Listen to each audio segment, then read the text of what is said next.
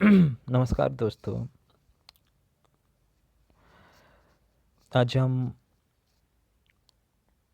राहु द्वादश भाव में बैठकर क्या फल प्रतिपादन करता है, इसके बारे में चर्चा करेंगे। दोस्तों, द्वादश भाव जो होता है वो खर्च का माना जाता है, वो व्यय का माना जाता है।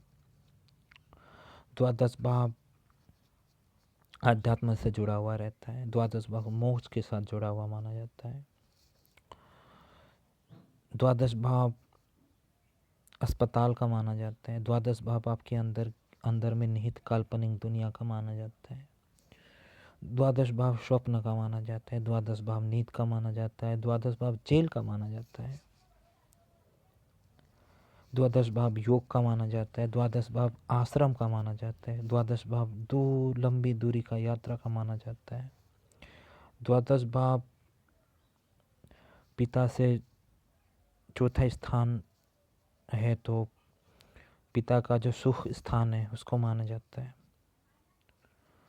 मातृ से द्वादश भाव जो होता है मातृ स्थान से नवम में होता है, तो मातृ का धर्म का स्थान माना जाता है। सप्तम से छठे है द्वादश भाव, तो पत्नी का रोग का स्थान, रिपु स्थान माना जाता है। संतान का मृत्यु का भाव भी माना जाता है। तो द्वादश भाव के कई मायने हैं दोस्तों। लेकिन जब भी राहु द्वादश भाव में बैठता है तो क्या फल देता है? राहु जब भी द्वादश भाव में बैठा हो तो ऐसे लोगों में अध्यात्म की प्रति रुचि हो सकती है। अगर नवम स्थान या पंचम स्थान बली हो तो ऐसे लोग अध्यात्म से जुड़े हुए रहते हैं। अध्यात्म उनको पसंद आता है। छोटी उम्र से उनको आध्यात्मिक बातें वगैरह खींचती है। कई ऐसे विद्वान गण, पंडित गण जिसके राहु द्वादश में स्थान पर हो, तो ऐसे लोग अध्यात्म के क्षेत्र में गए हैं। उनको अगर नवम स्थान अच्छा हो, चौथा स्थान और पंचम स्थान या राहु का, विशेष करके राहु जहाँ पे बैठा हो उसका भाव अधिपति, उसका राशि अधिपति यहाँ पे बहुत ज़्यादा मायने रखता है, इम्पॉर्टेंट है।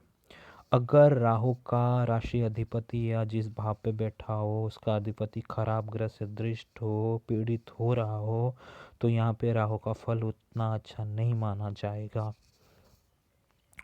अगर राहु का डिस्पोजिटर अच्छा हो, तो साथ में अगर नवम स्थान भी बली हो, पंचम स्थान, तो ऐसे लोग धर्म के क्षेत्र में काफ़ी उन्नति कर सकते हैं। अध्यात्म के क्षेत्र में ऐसे लोगों में मनोवांछा रहता है कि मैं दूर जाऊं, दूर के लोग मुझे कैसे पहचाने, विदेश के लोग मुझे कैसे पहचाने। अगर ग्रह अच्छे हो तो अध्यात्म के क्षेत्र में ऐसे लोगों को बाहर भी पहचाना जाता है। बाहर भी इनके कई अधिक फॉलोअर्स बन सकते हैं। ऐसे लोगों को आश्रम खींचता है, ऐसे लोगों को ध्यान खींचता है, ऐसे लोगों को ध्यान मुद्राएं खींचते हैं।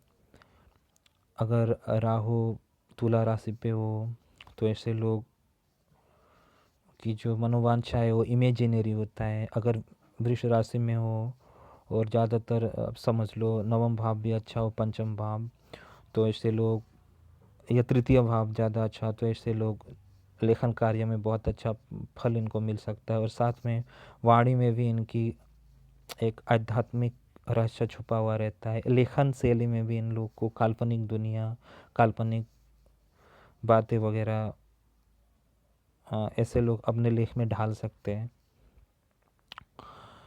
ऐसे लोग जो मटेरियल लाइफ है और जो सच्चाई जो लाइफ है उसके, ऐसे लोग बीच में रहते हैं। ऐसे लोगों को स्पिरिचुअल, ऐसे लोग अगर कुंडली में ग्रह बली हो तो ऐसे लोग बहुत अच्छे स्पिरिचुअल गुरु बन सकते हैं, स्पिरिचुअल गाइड बन सकते हैं। राहु द्वादश भाव में बैठने से अगर ग्रह कई ज़्यादा अच्छे हो, बलवान हो, तो विदेश में भी इनकी खासी जमती है। दोस्तों, जब भी राहु द्वादश भाव में बैठा हो तो ऐसे लोग में ज़्यादातर जो भौतिक दुनिया की चीज़ें है वो उतना ज़्यादा इनको मज़ा नहीं आता है। इनको ज़्यादातर एक अनोखी दुनिया पसंद होती है। तो जब मैंने बताया दोस्तों ऐसे लोग अध्यात्म प्रेमी भी रह सकते हैं, तो घर के या आप समझ लो आश्रम के अंदर में रह के गुण विद्या वगैरह सीखना, इनके बारे में चर्चा करना, योग तपस्या करना, तो ऐसे लोगों को इसमें रुचि होती है। राहु जब भी द्वादश भाव में बैठता है दोस्तों, तो ऑटोमेटिकली जो होता है 6th हाउस में केतु आ जाता है। अगर यहाँ पे केतु का डिस्पोजिटर अच्छा हो, अच्छे ग्रह से दृष्ट हो, तो केतु यहाँ पर बहुत अच्छा फल देने लगता है। केतु जब भी छठे स्थान में हो तो दोस्तों यहाँ पे ऐसे जातक जो है अस्पताल के साथ जुड़ा हुआ, मेडिसिन के साथ, मिलिट्री सर्विस के साथ जुड़ा हुआ, या निचले लोगों को उद्धार के कर्म में जुड़े हुए, समाज के निचले वर्ग के लिए अपना आवाज़ उठाने वाले ऐसे लोग होते हैं। अगर यहाँ पे केतु का डिस्पोजिटर अगर ख़राब हो, तो छठे भाव में जो केतु होता है उसका अगर डिस्पोजिटर ख़राब हो, भावाधिपति ख़राब हो, तो अनैतिक कार्य में ऐसे लोगों की रुचि होती है और ये लोग पकड़ भी जा सकते हैं। तो ऐसे लोगों को कभी अनैतिक कार्य में जाना नहीं चाहिए। जब भी यहाँ पर दोस्तों राहु द्वादश भाव में होता है, तो ऐसे लोगों को अपने पाँव का ध्यान रखना पड़ता है, घुटने का ध्यान रखना पड़ता है। अगर राहु सिंह राशि पे हो तो ऐसे लोग एक्टिंग में भी काल्पनिक कथा को ज़्यादा पसंद करते हैं, इमेजिनरी चीज़ों को ज़्यादा पसंद करते हैं। दोस्तों जब भी राहु द्वादश भाव में होता है, तो दोस्तों अगर उसका राशि स्वामी जो है, भाव स्वामी खराब हालत पर हो, तो अक्सर ट्रैवलिंग पर इन लोगों की सेहत बिगड़ सकती है, चिंता हो सकती है, ध्यान रखना पड़ता है।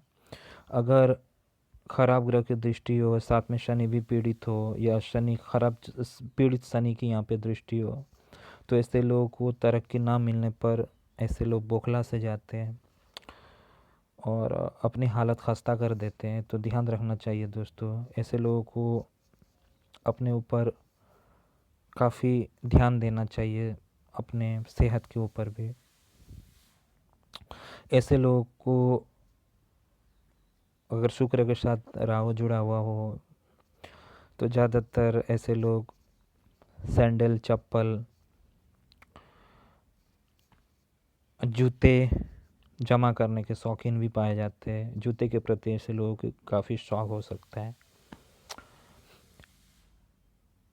ऐसे लोगों को दूर जंगलों में जाके तपस्या करना पसंद आ सकता है।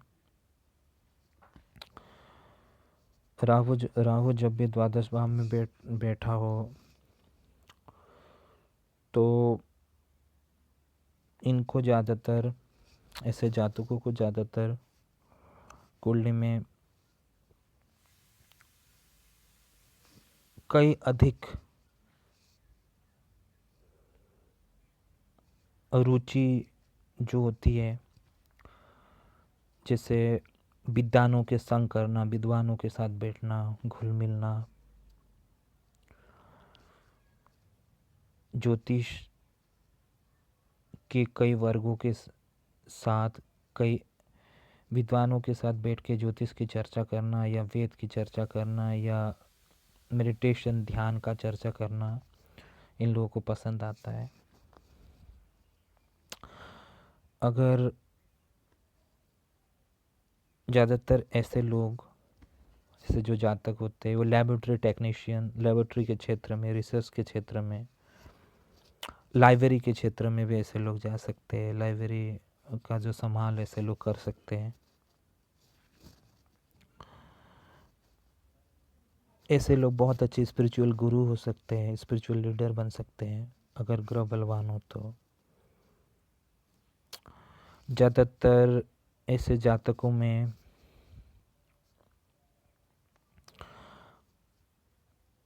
अपने बच्चों से ऐसे लोग दूर जा सकते हैं अपने वर्क हैबिट के कारण, या ऐसा कोई चीज़ इनके जीवन में, ऐसा कोई सिचुएशन इनके जीवन में उत्पन्न हो जाए जिसके लिए ऐसे लोग अपने पुत्र से या अपने पत्नी से दूर जा सकते हैं। तो कभी कभी पुत्र के साथ, अपने संतानों के साथ, बड़े संतान के साथ ऐसे जातकों की जो रिश्ता होता है वो उतना अच्छा नहीं रह पाता। लेकिन इसमें अन्य ग्रह की प्लेसमेंट भी देखना चाहिए, तभी हम इसको अच्छे से बतला पाएंगे। ऐसे जातक जो होते हैं, तो ऐसे जातकों में जो जो झुकाव होता है, वो झुकाव को ऐसे जातक को कंट्रोल करना चाहिए। ठीक है, एक जगह पर उन लोगों की जो लक्ष्य हो उसको टिकाना चाहिए, लेकिन ज़्यादा लक्ष्य नहीं बांधना चाहिए। अगर उन्नति कभी देर से भी हुई तो ऐसे लोग धैर्यशील नहीं रह पाते, धैर्य को ऐसे लोग गवा देते, तो ध्यान रखना चाहिए ऐसे जातकों को। तो ऐसे जातक ज़्यादातर आप समझ लो जीवन के 36 जब एज हो, 36 साल जब हो या 37 साल हो, तभी तरक्की आती है और राहु भी अपना उस टाइम में अपना कमाल दिखाता है। लेकिन राहु जिस भी राशि में बैठा हो उस स्वामी को, या जिस भी नक्षत्र में बैठा हो उसको भी अच्छे से हमको देखना होता है। अगर भरणी नक्षत्र पे या पूर्व भाद्रपद नक्षत्र पे राहु हो तो ज़्यादातर ऐसे लोग बहुत अच्छे योगी बन सकते हैं, तांत्रिक बन सकते हैं, या साधना कर सकते हैं, कुंडलिनी जागृति की तरफ ऐसे लोग जा सकते हैं, जागरण की तरफ ऐसे लोग जा सकते हैं।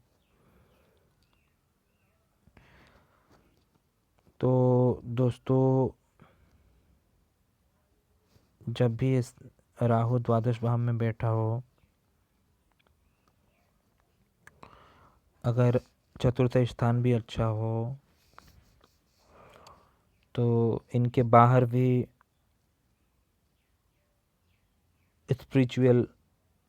स्पिरिचुअलिटी से जुड़े हुए, अध्यात्म के साथ जुड़े हुए संगठन होते हैं। बाहर के आध्यात्म के जो संगठन होते हैं उनके साथ भी इन लोग का एक जुड़ाव रहता है।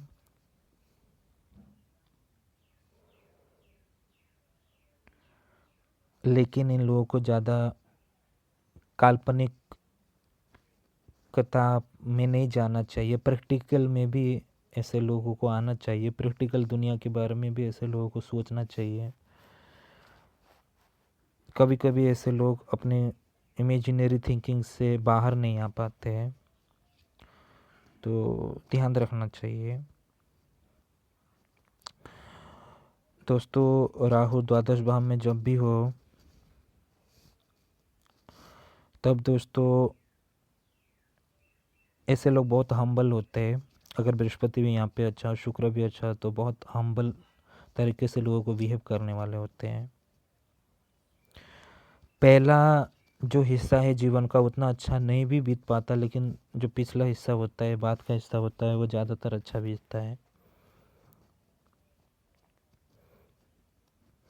उनको अगर केतु यहाँ पे ख़राब हो तो अपने टेम्पर जो है, अपने क्रोध पर, ऊर्जा पर इन लोगों को ध्यान देना चाहिए। बौखलाहट में आके कोई भी उल्टा सीधा कदम इन लोगों को नहीं उठाना चाहिए।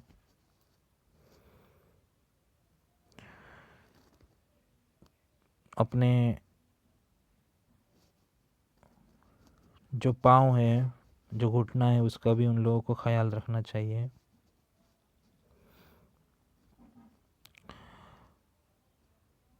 तो दोस्तों, ये था राहु द्वादश भाव में वैदिक ज्योतिष अनुसार कैसा फल प्रतिपादन करता है,